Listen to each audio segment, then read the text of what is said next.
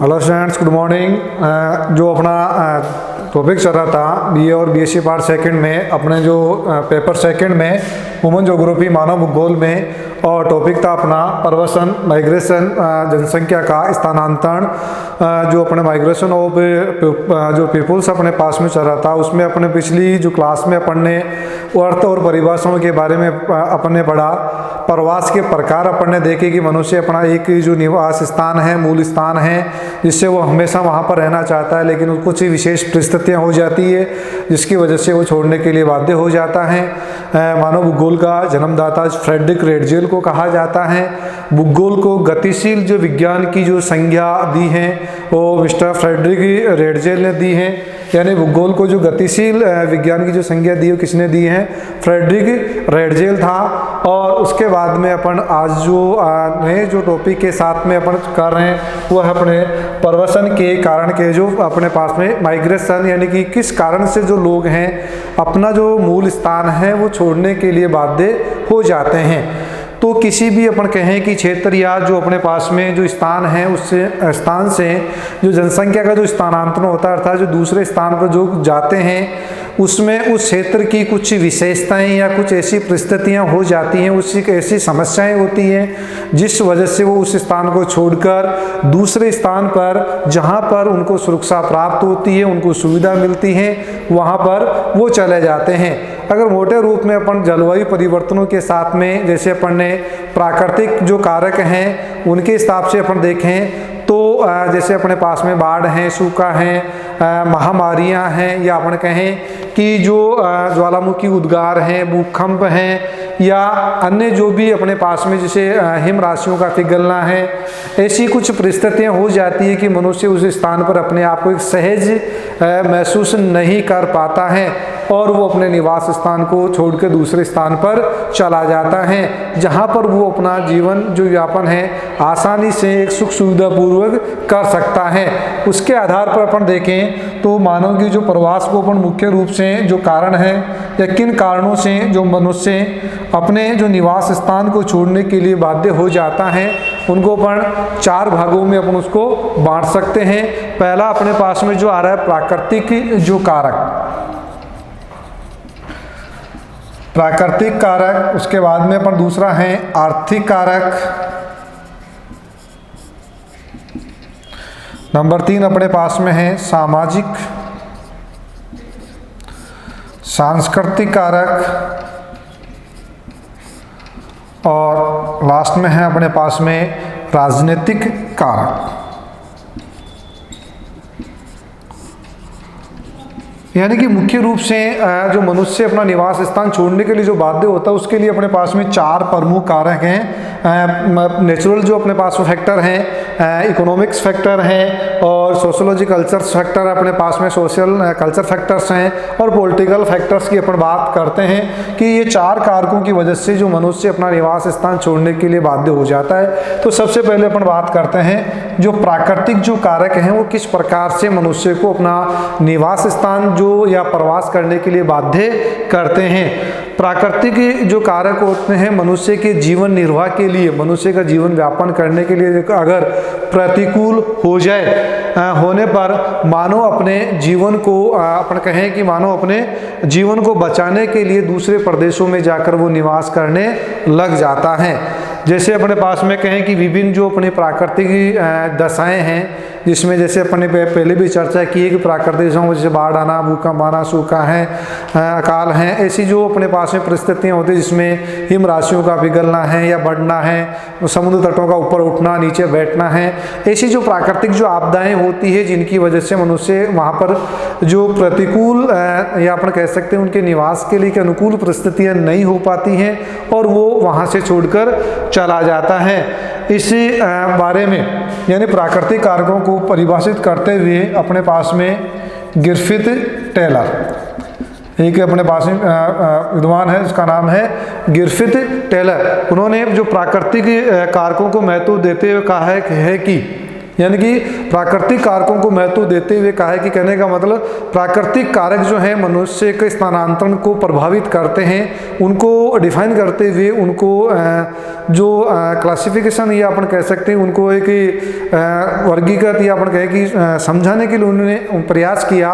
उन्होंने बताया कि किस प्रकार से जो प्राकृतिक कारक हैं वो मनुष्य को अपना मूल स्थान या अपना जो निवास स्थान वो छोड़ने के लिए किस प्रकार से जो प्रभावित करते हैं, वो कौन थे अपने पास में, ग्रिफिथ टेलर। और ग्रिफिथ टेलर कहते हैं कि जो अपने पास में सभी जो प्रजातियों का जो उद्गम स्थल है, सभी जो प्रजातियों का उद्गम स्थल मध्य एशिया, कहाँ पर है, मध्य एशिया में है।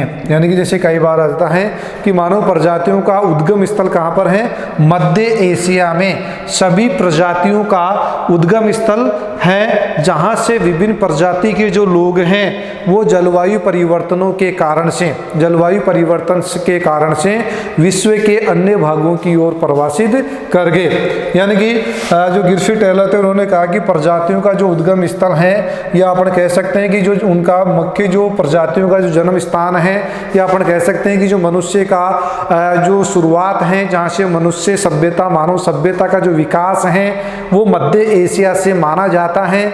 और ग्रिफिथ टेलर इसी को महत्व देते हुए कह रहे हैं कि जलवायु परिवर्तन और प्राकृतिक कारकों की वजह से जो मानव की जन्मस्थली है मध्य एशिया, वहाँ से जो लोग हैं जलवायु परिवर्तन के कारण जो दूसरे स्थानों पर या प्राकृतिक जो कारकों से प्रभावित होकर विश्व के अन्य भागों में, यूरोप है, अफ्रीका है, जो भारत है, या अपन कह सकते हैं कि पश्चिमी यूरोप है, और पूर्वी जो अपना एशियाई जो क्षेत्र हैं उन क्षेत्रों की ओर प्रवासित कर गए। किस कारण से, जलवायु परिवर्तन के कारण से,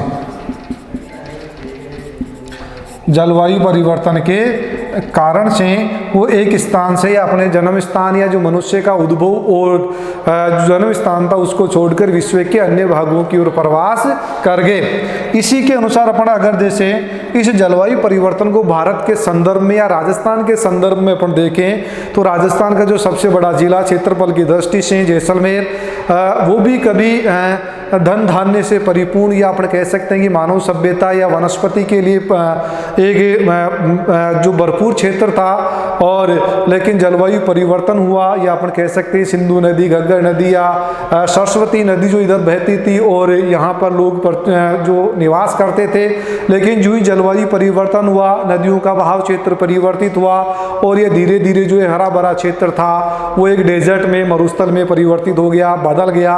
और उस हरा भरा क्षेत्र के जो प्रमाण है आज भी अपन जैसलमेर जिले के जो वुड फॉसिल पार्क है, जिसको अपन जीवाश्म पार्क के नाम से आज भी जानते हैं, उसके अवशेष जो आज भी अपन को मिलते हैं वो एक जलवायु परिवर्तन को ही दर्शाते हैं कि किस प्रकार से यहाँ पर एक अच्छा जो अपन कहे कि जो नए जो क्षेत्र हैं या अपन कह सकते हैं कि मानव से निवास स्थान जो क्षेत्र था उसको छोड़कर दूसरे क्षेत्र में वो किस प्रकार से चले गए और वो एक रेगिस्तान में बदल गया और जनशून्य क्षेत्र में बदल गया। धीरे धीरे वहाँ पर अब जो है मनुष्य का जो निवास स्थान शुरू हुआ है। तो अपन ये कह सकते हैं कि जलवायु जो परिवर्तन है वो भी मनुष्य को अपना मूल स्थान है वो छोड़ने के लिए प्रभावित करता है। दूसरे अपन कह सकते हैं कि जो जलवायु में जहाँ पर शुष्कता है, यानी कि जलवायु की शुष्कता है, वो भी जो है जो मनुष्य को अपने निवास स्थान को छोड़ने के लिए बाध्य करती है। जिस प्रकार से जो मध्य एशिया है, सऊदी अरब, इराक, ईरान वाला, या अपन कह सकते हैं अफगानिस्तान के पास वाला जो अपने पास में क्षेत्र हैं, वहाँ पर जो लोग थे वहाँ पर निवास करते थे। जलवायु परिवर्तन से वहाँ पर दूसरे देशों की ओर आक्रमण कर गए। जैसे भारत पर भी अफगानों ने आक्रमण किया, वो कहाँ के थे, अपने पास में पश्चिमी एशिया अरब के थे। तो वो कहाँ अपन एशिया महाद्वीप के मध्य क्षेत्र में वो निवास करते थे। और साथ ही अपन बात करते हैं कि वहाँ से वो पश्चिमी यूरोप हैं, एशिया हैं और चीन की तरफ वो प्रवास करने लग गए। साथ ही अपन कहें कि जलवायु की जो व्यापकता, या अपन कह सकते हैं कि जलवायु अनुकूल होने पर,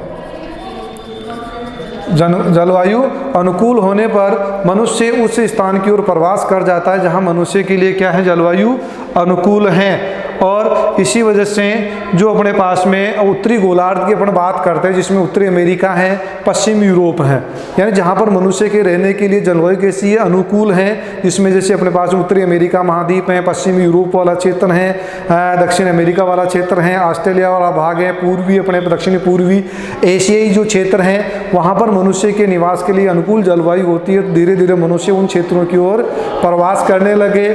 और प्राकृतिक कारकों में जैसे अपन बाढ़ है, सूखा है, ऐसे जो कारक हैं जिस वजह से वो अपना निवास स्थान छोड़ते हैं। अगर जैसे अपन बाढ़ और उनकी बात करते हैं तो जो प्राकृतिक कारकों में जैसे क्या आ रहा है अपने पास में बाढ़ की अपन बात कर लेते हैं। जैसे अपने बिहार का शोक किसे कहते हैं, कोसी नदी को।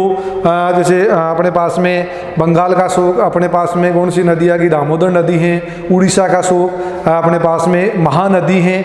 वैसे चीन का जो शोक कौन सी नदी को कहते हैं, होंगो नदी। शोक का मीन्स यहाँ पर है कि ये जो नदियाँ हैं, कोसी नदी है, दामोदर नदी है, महानदी है या होंगो नदी है, ये एक अपने बहाव क्षेत्र में यानी कि एक निश्चित प्रवाह क्षेत्र में नहीं बहती हैं, अर्थात ये मार्ग बदलने के लिए कुख्यात होती है। जब जब इनमें तेज बारिश होती है तो अपने साथ बहुत सारा अवसाद या कचरा लेकर आती हैं, जिस वजह से इनका क्षेत्र मैदानी क्षेत्रों में फैल जाता है। अचानक ऐसे क्षेत्रों में बाढ़ आ जाती है जहाँ पर बाढ़ की कोई संभावना नहीं होती और अपार जन और धन की हानि होती है। लोगों को अपना जीवन असुरक्षित महसूस होता है। तो ऐसे अपने बाढ़ वाले क्षेत्रों में लोग रहना पसंद नहीं करते हैं। तो ऐसे क्षेत्रों में फिर वो वहाँ से धीरे धीरे क्या कर जाते हैं, पलायन कर जाते हैं। भूकंप संभावित क्षेत्र हैं, ज्वालामुखी उद्गार हो रहे हैं, समुद्र तटीय क्षेत्र हैं जहाँ पर सुनामी चक्रवात के लगातार शंका बनी रहती है। तो ऐसे अपने पास में प्राकृतिक जो कारक हैं जिसकी वजह से जो मनुष्य अपना निवास स्थान छोड़ने लग जाता है और जहाँ पर अपने आप को एक सुरक्षित महसूस करता है, जहाँ पर वो अपना जीवन के लिए जलवायु या प्राकृतिक दशाएं अनुकूल होती हैं, वहाँ पर जाकर वो निवास करने लग जाता है। जैसे प्राचीन काल से लेकर वर्तमान काल में होता आ रहा है कि मध्य एशिया से विभिन्न जो अपने विश्व के जो भाग, इसमें अपने पास में उत्तरी अमेरिका आ गया, पश्चिम यूरोप है, दक्षिण अफ्रीका है, ऑस्ट्रेलिया है, पूर्वी एशियाई देश हैं, वहाँ पर लोग क्या कर रहे हैं, प्रवास कर रहे हैं। इसके अलावा अपने पास में जो एक होता है पर्वतों पर जो प्रवास करते हैं, जिसको अपन ऋतु प्रवास भी कहते हैं।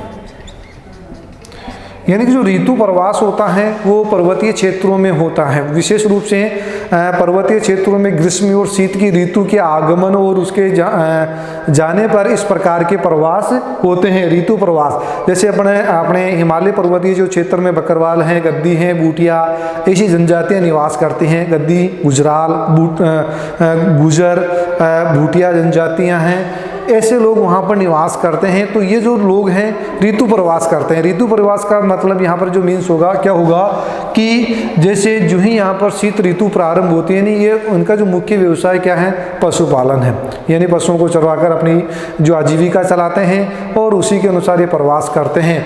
तो अपने पास में गुर्जर समुदाय के लोग हैं, बूटियाँ हैं या बग्गरवाल या गद्दी जनजाति के जो लोग हैं, जो ही इस क्षेत्र में शीत ऋतु प्रारंभ होती हैं तो ये अपन कह सकते हैं कि ग्रीष्म ऋतु प्रारंभ में ये अपने पशुओं को लेकर पर्वत के ऊंचे भागों में चले जाते हैं और जो ही शीत ऋतु प्रारंभ होती है तो धीरे धीरे वापस तलहटी घाटी वाले क्षेत्रों में आ जाते हैं। तो जो ही अपना मौसम यानी ऋतु परिवर्तन होता है फिर वापस वही क्रिया ये लगातार करते रहते हैं। इस प्रकार के प्रवास को अपन क्या कहते हैं, ऋतु प्रवास कहते हैं। समय के अनुसार होने वाला प्रवास इसको अपन कहते हैं, जो विशेष रूप से कौन से क्षेत्रों में होता है, पर्वतीय क्षेत्रों में होता है। लेकिन ऐसा जो प्रवास होता है अस्थायी प्रवास होता है, कुछ समय के लिए ये प्रवास माना जाता है। तो ये था अपने पास में प्राकृतिक कारकों के द्वारा होने वाला प्रवास, जिसमें मुख्य भूमिका अपने पास में प्राकृतिक कारकों की, इसमें जलवायु है, प्राकृतिक कारक हैं और साथ में अपने पास में जो ऋतु प्रवास यानी मौसम संबंधी जो परिवर्तन होते हैं उनके द्वारा जो मनुष्य हैं वो प्रवास कर जाते हैं। ये था अपना प्रवास को प्रभावित करने वाले प्राकृतिक कारक। यानी कि अपने इनको देखें तो उसके बाद में अपने पास में कौन सा था, आर्थिक कारक हैं, सामाजिक और सांस्कृतिक कारक हैं और राजनीतिक कारक हैं। इन जो तीन कारकों जो प्रवास को प्रभावित करते हैं उनको अध्ययन अगले वीडियो में करेंगे। तब तक के लिए धन्यवाद।